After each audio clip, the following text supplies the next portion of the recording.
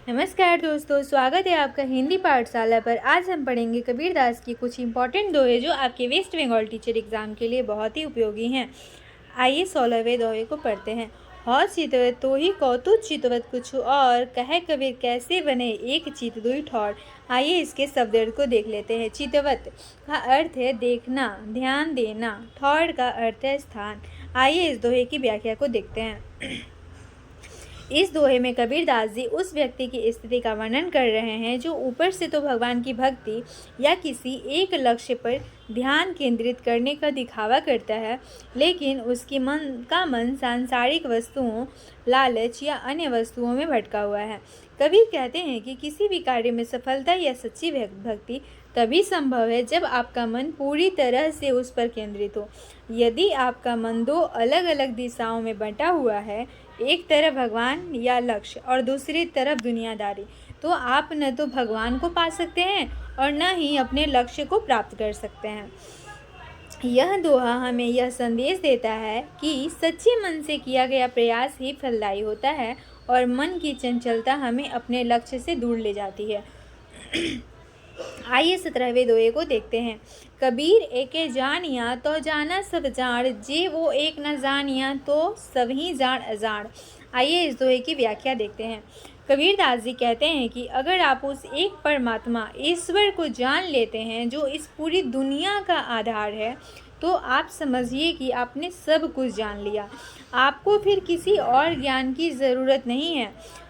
जे वो एक न जानिया तो सभी जान अजान। दूसरी पंक्ति में कबीर कहते हैं कि आप खुद को, अगर आप उस एक को नहीं जान पाए तो भले ही आपने दुनिया भर की सारी किताबें पढ़ ली हों, आप खुद को कितना भी बड़ा ज्ञानी समझते हों, आप असल में अज्ञानी ही रहेंगे। आइए 18वें दोहे को पढ़ते हैं। कबीर सोई सूरिबा मनसो मारे जूझ, पांच पियादे पकड़ी के दूरी कर सब दूजी। आइए इसके अर्थ को देखते हैं। सूरिबा का अर्थ है सूरवीर बहादुर इंसान। माड़े का अर्थ है करता है। जूझ का अर्थ है लड़ाई या युद्ध। दूजी का अर्थ है दो, दूसरा। इसका मतलब है कि वह अपने मन और इंद्रियों को बाहरी दुनिया से अलग कर देता है।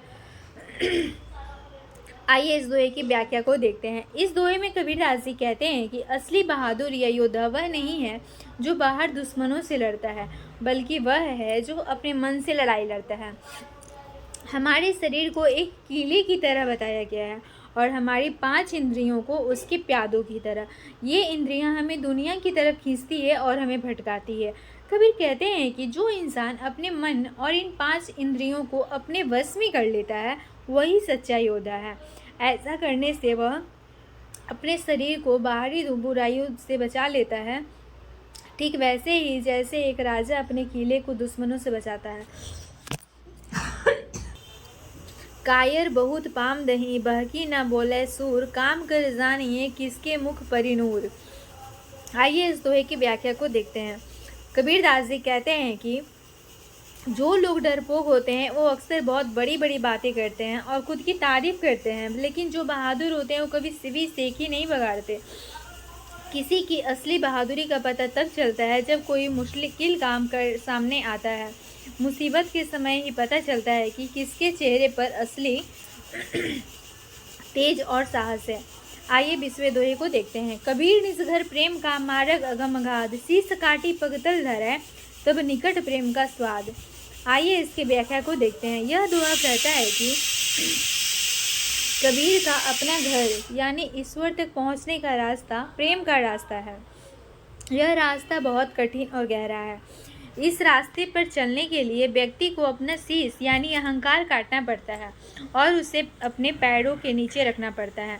जब व्यक्ति ऐसा कर पाता है और अपने अहम को पूरी तरह से ख़त्म कर देता है, तभी उस सच्चे प्रेम का अनुभव होता है और वह ईश्वर के पास पहुंच जाता है। आइए 21वीं दोहे को देखते हैं। भगती दुहेली राम की, जिस खाड़े की धार, जो डोले सो कटी पड़े, निश्चल उतरे पार। आइए इसके शब्द अर्थ को देखते हैं। दुहेली का अर्थ है बहुत कठिन या दुस्साध्य। खांडे का अर्थ है तलवार। धार का अर्थ है किनारा या नोक। निश्चल का अर्थ है निश्चल, स्थिर या अटल। आइए इस दोहे की व्याख्या देखते हैं।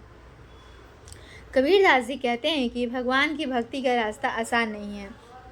यह इतना कठिन है जैसे कि किसी नुकीली तलवार की धार पर चलना। अगर आप इस रास्ते पर चलते समय ज़रा भी विचलित हुए होते हैं या आपका मन भटकता है तो आप अपने लक्ष्य से भटक जाएंगे और असफल हो जाएंगे। इसलिए इस रास्ते पर केवल वही लोग सफलता पाते हैं जो अपने मन को पूरी तरह से एकाग्र और स्थिर रखते हैं। जो लोग बिना किसी संदेह के दृढ़ता से भक्ति करते हैं वही जीवन मरण के बंधन से मुक्त होकर मोक्ष पाते हैं। आइए 22वें दोहे को देखते हैं। प्रेम न बारी उपजय प्रेम न हाटी बिकाई राजा प्रजा जेहि रुचय शीस दे ले जाए। व्याख्या। कबीरदास जी कहते हैं कि प्रेम किसी बगीचे में नहीं उगता है और न ही यह किसी बाजार में बिकता है। इसका मतलब है कि प्रेम कोई ऐसी चीज़ नहीं है जिसे उगाया जा सके, खरीदा जा सके या जिसे धन से प्राप्त किया जा सके। राजा प्रजा जेहि रुचय शीस दे ले जाए। दूसरी पंक्ति में कबीरदास जी कहते हैं कि यह राजा और प्रजा दोनों के लिए समान है। जिसे भी इसे पाने की इच्छा हो उसे अपना शीश, यहाँ अहंकार बोला गया है, देना होगा और वह इसे प्राप्त कर लेगा। यहाँ शीश देना का मतलब है अपने अहम को पूरी तरह से त्याग देना। आइए 23वें दोहे को देखते हैं। कबीर भाटी प्रेम की बहुतक बैठे आई सिर सौंपे सोई पिवै नातर पिया न जाई। भाटी का अर्थ है भट्टी, शराब बनाने की भट्टी। बहुतक का अर्थ है बहुत सारे। नातर का अर्थ है वरना या अन्यथा। पिया न जाई, पिया नहीं जा सकता है। आइए इस दोहे की व्याख्या को देखते हैं। इस दोहे में कबीरदास जी कहते हैं कि प्रेम एक शराब की भट्टी की तरह है जिस पर बहुत से लोग आकर बैठते हैं, लेकिन उस प्रेम रूपी मदिरा को केवल वही पी सकता है जो अपना सिर सौंप देता है, अन्यथा उसे पिया नहीं जा सकता। कबीरदास जी कहते हैं कि प्रेम की प्राप्ति के लिए हमें अपना घमंड, स्वार्थ और अहम को पूरी तरह से त्यागना होगा। जब तक हमारे अंदर मैं की भावना रहेगी हम अपने सच्चे प्रेम का अनुभव नहीं कर सकते हैं। आइए 24वें दोहे को देखते हैं। कबीर गर्भु न कीजियो देही देखी सुरंग आजू कालिही तजी जाहुगे ज्यों कंचुही भुजंग। आइए इसके शब्द अर्थ को देख लेते हैं।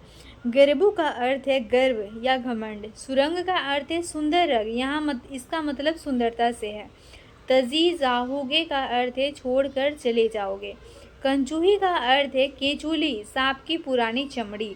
भुजंग का अर्थ है सांप। आइए इस दोहे की व्याख्या को देखते हैं। इस दोहे में कबीरदास जी कहते हैं कि अपने सुंदर शरीर को देखकर कभी घमंड नहीं करना चाहिए। जिस तरह सांप अपनी केचुली पुरानी चमड़ी को छोड़कर चला जाता है, ठीक उसी तरह तुम भी आज या कल अपने इस शरीर को छोड़कर चले जाओगे। यह दोहा हमें सिखाता है कि यह मानव शरीर नश्वर है और इसकी सुंदरता अस्थायी है। इसलिए हमें बाहरी रूप रंग पर घमंड करने की बजाय अपनी आत्मा और आंतरिक गुणों पर ध्यान देना चाहिए। आइए 25वें दोहे को देखते हैं। जैसा यह संसार है जैसा सिंबल फूल दिन दस के व्यवहार है झूठे रंग न भूली। व्याख्या। इस दोहे में कबीरदास जी कहते हैं कि यह संसार सेमल के फूल की तरह है। सेमल का फूल बहुत सुंदर और आकर्षक लगता है, लेकिन उसमें कोई सुगंध नहीं होती और वह बहुत जल्दी मुरझा जाता है। ठीक उसी तरह यह दुनिया भी कुछ दिनों का ही व्यवहार है। कबीरदास जी सलाह देते हैं कि हमें इसकी झूठी सुंदरता और आकर्षण में नहीं फंसना चाहिए।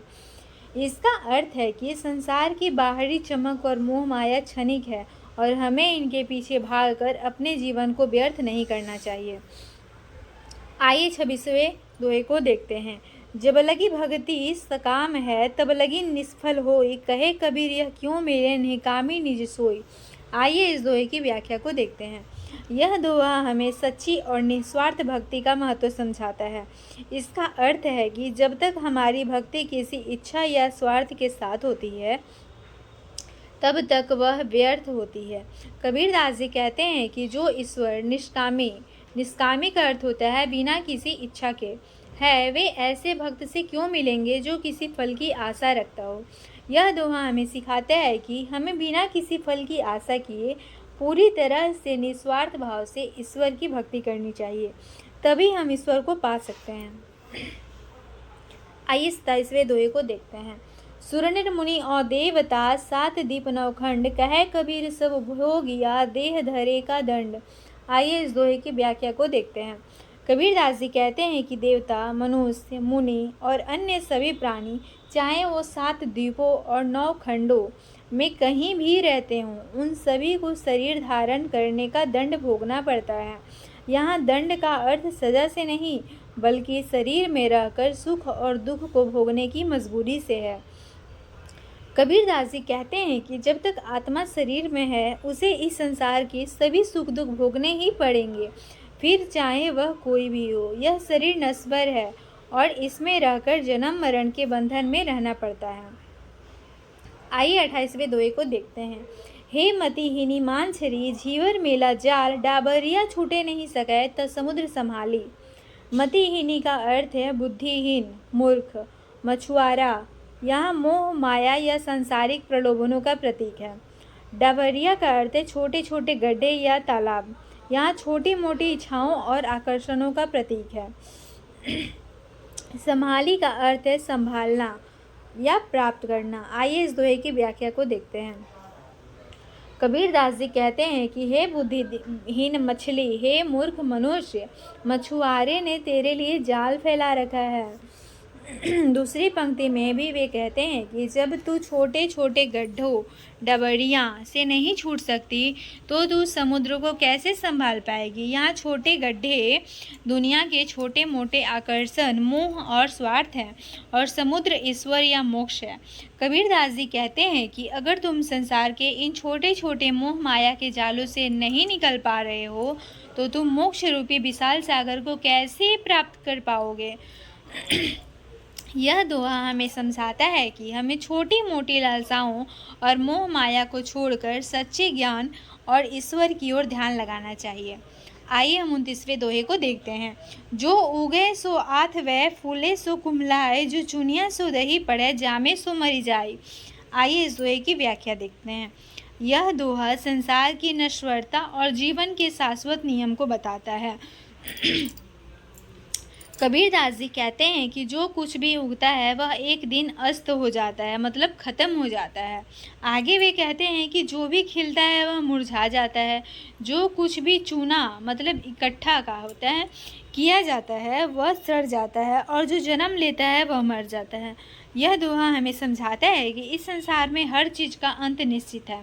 जन्म, मृत्यु, उगना, अस्त होना, खिलना, मुरझाना, यह सब प्रकृति का अटल नियम है। हमें इस सच्चाई को स्वीकार करना चाहिए और नश्वर चीज़ों के पीछे भागने के बजाय जीवन के वास्तविक उद्देश्य पर ध्यान देना चाहिए। आइए हम 30वें दोहे को देखते हैं। कबीरा सब जग ढूंढिया, बुरा न मिलिया कोई, जो घट भीतर आपना, मुझसा बुरा न कोई। आइए इस दोहे की व्याख्या को देख लेते हैं। कबीरदास जी कहते हैं कि मैंने पूरी दुनिया को खोज लिया, लेकिन मुझे कोई भी बुरा व्यक्ति नहीं मिला। वे आगे कहते हैं कि जब मैंने अपने अंदर झांक कर देखा तो पाया कि मुझसे बुरा कोई और नहीं है। यह दोहा हमें सिखाता है कि दूसरों में बुराई खोजने के बजाय हमें अपने अंदर की कमियों को देखना चाहिए। जब हम दूसरों को गलत ठहराना बंद कर देते हैं और अपनी गलतियों को सुधारने लगते हैं, तभी हमें सच्चा ज्ञान और शांति मिलती है। यह अहंकार को त्यागने और विनम्रता अपनाने का संदेश देता है। अगर आपको वीडियो पसंद आए तो लाइक और शेयर ज़रूर करें, और ऐसे ही नोट्स को प्राप्त करने के लिए चैनल को सब्सक्राइब करना ना भूलें। धन्यवाद।